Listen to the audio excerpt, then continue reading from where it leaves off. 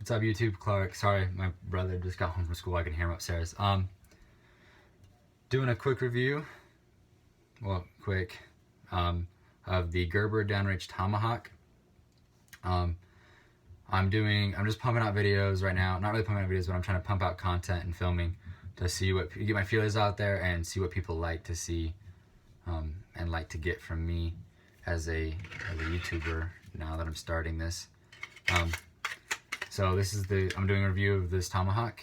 It's a Gerber Downrange Tomahawk, and what really turned me on, I bought it back when it was like 175 bucks. Now Gerber's selling it for 325.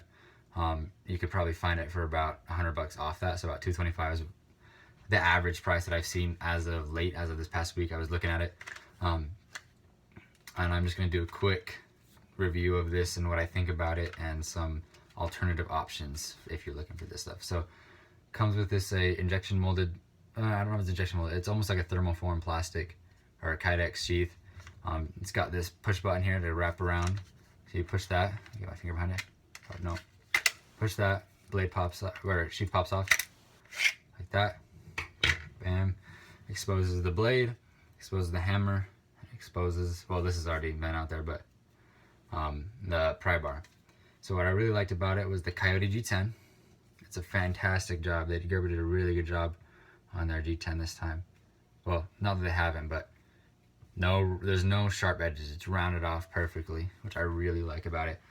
And another thing I really like is this integrated grab bar, which places your hand perpendicular to the focal point of the pry. So you're getting a lot of leverage on the single point, which is fantastic, and it's actually really functional. I really like it. And another nice thing is that you can use it with the sheath on. All right, you can keep the blade covered and still pry and hammer. Oh, let me move that out of the way. Gotta get the button out of the way. Right there, pry and hammer, sheath on, just like that. Really like that. This blade does not come sharpened to you. It's actually got a really dull edge, and it's all black, which I recommend. I sharpen this. I recommend do not sharpen it. It's designed as a breaching tool, not a woodsman's axe. If I would have known that when I purchased this, oh, I did know it, but if I would have been smarter when I purchased it, I would not have tried to sharpen this edge. It's meant to go through things like wood, not like firewood, like a door, drywall, stuff like that. It's even meant to like go through some metals. If you have it non-sharpened, you should be able to hack away at stuff, at the things you need to get through. It's made as a breaching tool for the military, and it comes with the 3 primary breaching things, which are pry, your chopping blade, and the hammer. And the hammer and the pry bar and the chopping blade are all extremely functional, and it's a workhorse. It's made out of 420 high carbon steel, which is pretty common for buck and for a Gerber. It's overall, I really like it, and I'm really glad I purchased it, and I recommend purchasing it, but I recommend purchasing it with the realization that this is not a woods tool. It's not a survival hatchet. It's a breaching tool. It's made with that in mind. It's not meant to go out there and chop wood and cut down trees and make small fires. It's not a survival hatchet. It's a breaching tool with breaching purposes and capabilities.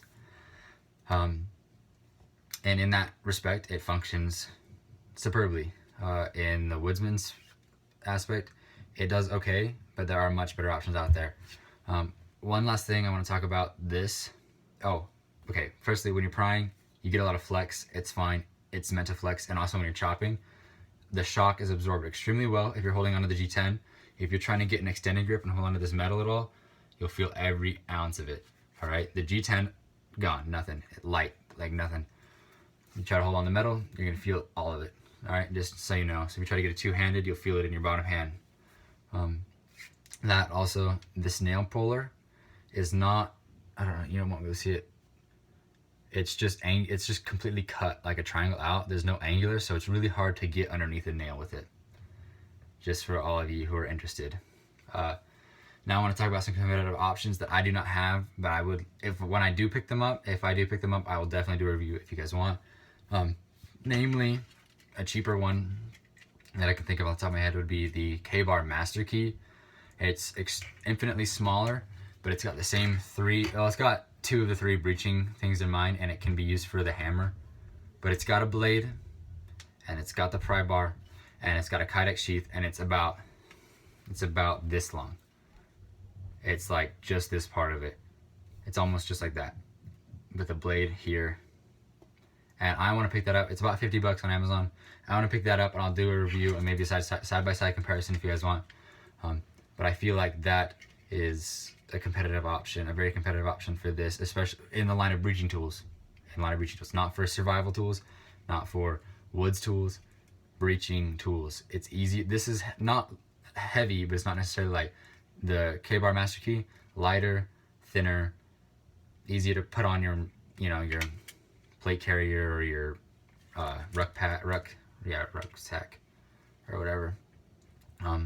So that's my 2 cents on the Gerber Downrange Tomahawk. I do recommend this Tomahawk as long as the purpose is, well, at least as long as you know what its design purpose is.